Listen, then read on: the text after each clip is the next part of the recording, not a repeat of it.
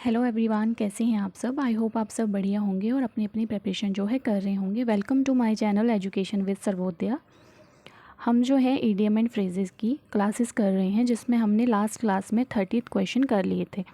आज जो है उसी क्लास को कंटिन्यू करेंगे। 31st क्वेश्चन जो है देख लेते हैं। He and his neighbours are always at loggerheads. Option देख लेते हैं। इसमें अब एट लॉगर हेड का मतलब क्या है। Option A agree on everything, option B disagree on everything, option C aloof from each other, option D abusing each other. तो जो राइट आंसर है वो होगा option B, disagree on everything, कि वह और उसके जो पड़ोसी हैं हमेशा क्या रहते हैं, डिसएग्री रहते हैं हर चीज़ पर। नेक्स्ट देख लेंगे 32nd question. To go for broke. Option A losing all money in an effort to revive a falling business, की जितनी भी मनी है, losing all money in effort to revive a falling business, की जितनी भी money थी जो कि बिजनेस में डूब गई थी उसको रिवाइव करना। Option B failure in relationship partnership और पार्टनरशिप, रिलेशनशिप में फेलियर होना या पार्टनरशिप में होना। Option C to start again after falling in a business, business को फिर से स्टार्ट करना जब वो फेल हो जाए। To risk everything in and all out efforts, या फिर रिस्क लेना, हर अपनी मुमकिन कोशिश करना उस पर्टिकुलर गोल के लिए। तो इसका जो सही आंसर है वो रहेगा option D, to risk everything in and all out effort, कि अपनी जो है वो सारी एनर्जी जो है उस पर्टिकुलर जो आपका गोल है उसके लिए आपको लगानी है। इसका मतलब ये है। Next question is 33। Blood is thicker than water. Option देख लेते हैं। A family relationship and loyalties are the strongest and most important one. Option B all crimes are not equal, so punishment for murder is not same as that of the theft, की सारे crime के लिए एक जैसी punishment नहीं है। Murder के लिए पनिशमेंट अलग रहेगी और जो चोर के लिए पनिशमेंट है वो अलग रहेगी। Deceit from a family member hurts more than being cheated by stranger, कि अपना फैमिली वाला अगर आपको धोखा देता है तो वो ज़्यादा हर्ट करता है एज़ कम्पेयर टू कोई स्ट्रेंजर आपको चीट करे उससे ज़्यादा। D relations are more important than married, कि रिलेशन जो है वो बहुत ही ज़्यादा इम्पोर्टेंट है किसी मैरिड से। तो ऑप्शन जो है इसका रहेगा blood is thicker than water का ऑप्शन रहेगा A. Family relationship and loyalties are strongest and most important ones, की फैमिली की जो रिलेशन है वो सबसे इम्पॉर्टेंट है। इस इडियम का जो है ये मतलब है। तो ऑप्शन ए से जो है इसमें अब जाएंगे। Next question, question 34। To sleep with the fishes, इसका क्या मीनिंग होगा। To sleep peacefully, to make absurd excuses, to be dead, always be in a dream। तो टू स्लीप विद फिशेस का मतलब है to be dead. Option C जो है इसका राइट आंसर हो जाएगा। आई होप आप सबको ये क्लासेस जो हैं अच्छी लग रही हैं और अच्छे से समझ आ रही हैं। क्लासेस अच्छी लग रही हो तो चैनल को सब्सक्राइब कर दीजिएगा और वीडियो को लाइक भी कर दीजिएगा। नेक्स्ट क्वेश्चन देख लेते हैं। Question number 35। The squeaky wheel get the grease, कि जो स्क्वी व्हील है उसका क्या मीनिंग रहेगा यहाँ पे। Option A the person who complains the most is hated the most. One unfortunate child always keep getting punished. C. The favorite child or student gets the most attention. Option D. Most noticeable problem are the one most like to get attention. तो इसका जो सबसे सही जो answer है जिसके साथ हम जाएंगे वो जाएंगे ऑप्शन डी के साथ। That is the most noticeable problem are ones most like to get attention, की जो सबसे इंपॉर्टेंट प्रॉब्लम है उसके लिए सबसे ज़्यादा अटेंशन जो हमें चाहिए होती है। ऑप्शन डी जो है 35 क्वेश्चन का आंसर रहेगा। नेक्स्ट क्वेश्चन है 36। He was punished for taking French leave, उसे जो है पनिश किया गया किसके लिए, फ्रेंच लीव के लिए। तो इस फ्रेंच लीव का मतलब क्या है। Option A living without intimation, option B giving a lame excuse, option C resigning without giving notice, option D being absent without permission. Taking French leave का जो है मतलब होता है वो होता है बीइंग एब्सेंट विदाउट परमिशन, जब आप जो है बिना परमिशन के जो है एब्सेंट हो जाते हैं, दैट इज़ फ्रेंचली। Option D is the right answer. Next question देख लेते हैं। Question number 37। He work hard to feather his nest, कि वो जो है बहुत वर्क हार्ड करता है, किस लिए? Feather his nest. मतलब हो गया इसका, जैसे ऑप्शन ए देख लेते हैं, डेकोरेट हिज होम, अपने होम को डेकोरेट करने के लिए। B the envy of others, दूसरों को जलाने के लिए। C provide for his own needs. And D trap words. तो इसका जो सही मीनिंग होगा वो जाएगा ऑप्शन सी, कि वो जो है बहुत हार्ड वर्क करता है, किसके लिए? अपनी नीड्स को जो है पूरा करने के लिए। So option C is the right answer. Question 38। He advised her to give a wide berth to malicious people. तो अब यहाँ पे ये वाइड बर्थ का क्या मीनिंग रहेगा वो देख लेते हैं। Option A, give a large bed to. Option B, share her seat with. Option C, to stay away from. And option D, to pay more attention to. तो अ वाइड बर्थ जो है उसका सही आंसर है, जो मीनिंग रहेगा वो रहेगा option C, to stay away from, कि जो मेलिशियस पीपल हैं उनसे दूरी बना के रखनी चाहिए। आई होप आपको ये चीज़ जो है क्लियर हो रही है। अब क्वेश्चन 39 देख लेते हैं। 39th question is, Shyam Prasad was a chip off the old block, कि श्याम प्रसाद क्या है? एक chip off the old block है। मतलब ऑप्शन देख लेते हैं। एन एक्सपीरियंस्ड ओल्ड मैन, कि एक एक्सपीरियंस ओल्ड मैन है। A common boy of locality, locality का एक कॉमन बॉय है। Someone similar in character to one's father, अपने पापा जैसे जिसमें कोई करेक्टर दिख रहा हो उन्हें। And D, a being of old generation, या फिर ओल्ड जनरेशन की तरह लगी। तो इसका जो ऑप्शन है वो रहेगा option number C, someone similar in character to one's father, जो कि अपने पापा की तरह जिसमें सिमिलैरिटीज़ हो उनके बिहेवियर में, उनके करेक्टर में। So option is the right answer. Question number 40। My father is undoubted an armchair critic. Option देख लेते हैं। Someone who gives advice based on practice not theory, ऐसा इंसान जो आपको प्रैक्टिस पे एडवाइस करे ना कि थ्योरीज पे। Someone who gives advice based on experience, या फिर अपने एक्सपीरियंस पे एडवाइस करे। Someone who never gives advice, जो कभी किसी को एडवाइस करे ही ना। And D, someone who gives advice based on theory not practice, जो कि थ्योरी पे आपको एडवाइस करे पर प्रैक्टिस पे नहीं।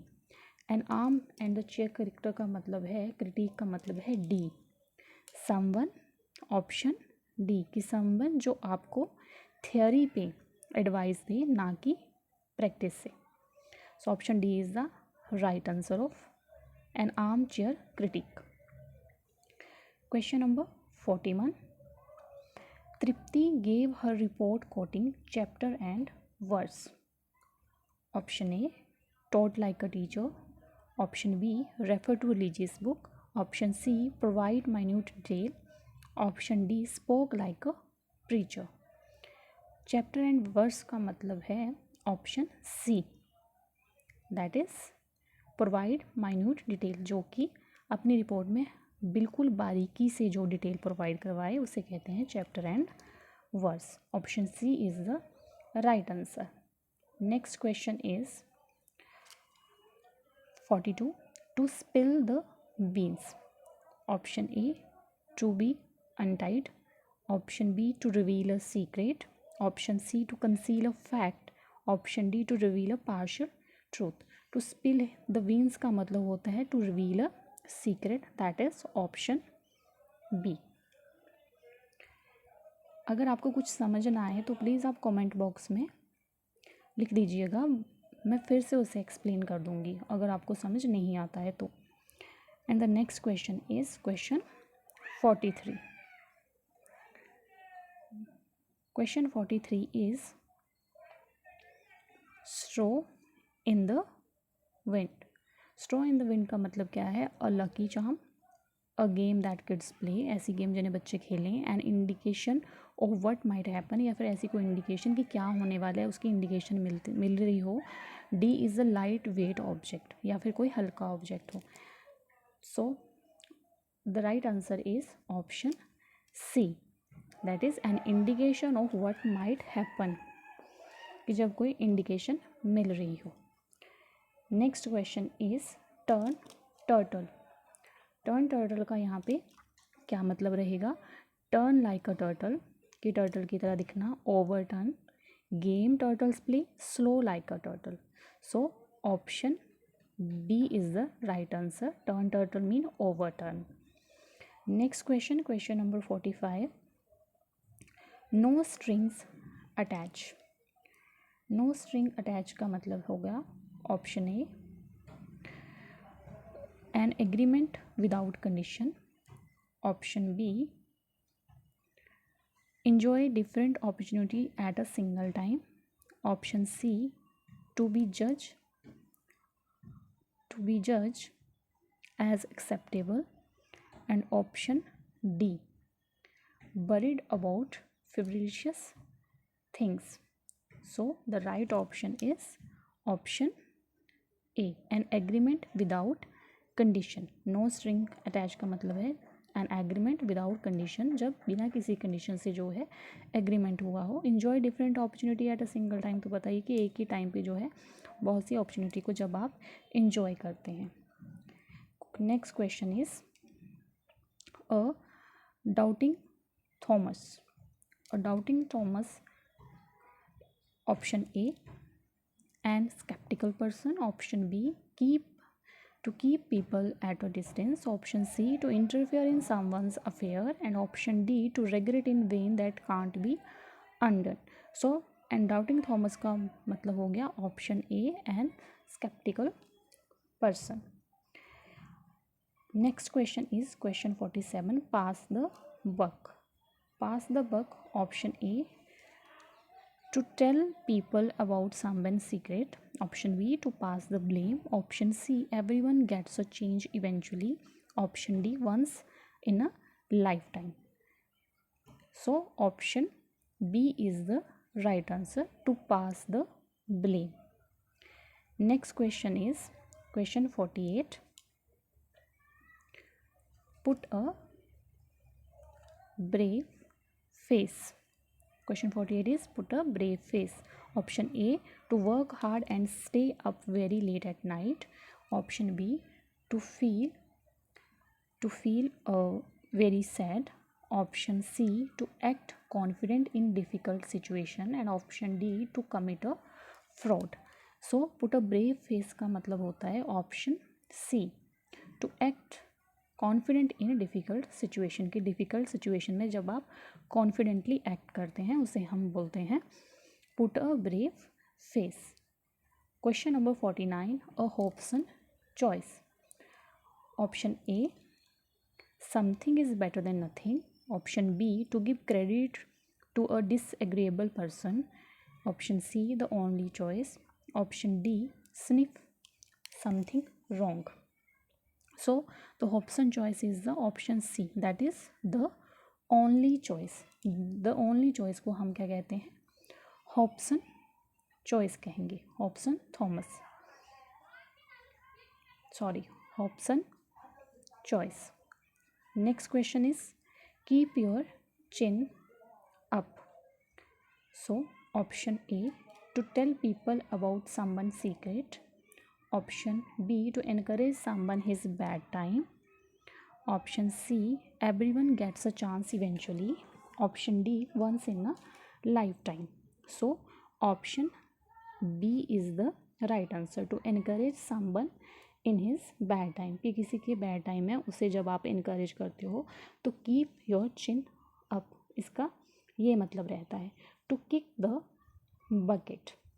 Next question is to kick the bucket, meaning देख लेते हैं। To pass away, second, to keep people at a distance, C, to interfere in someone affairs, D, to lose a sustained share by position. So the right answer is option A, to kick the bucket is equal to pass away. So next question is question number 50, 2. To burn the candle at the both end. Option A, to work hard. Option B, to contribute money for a party.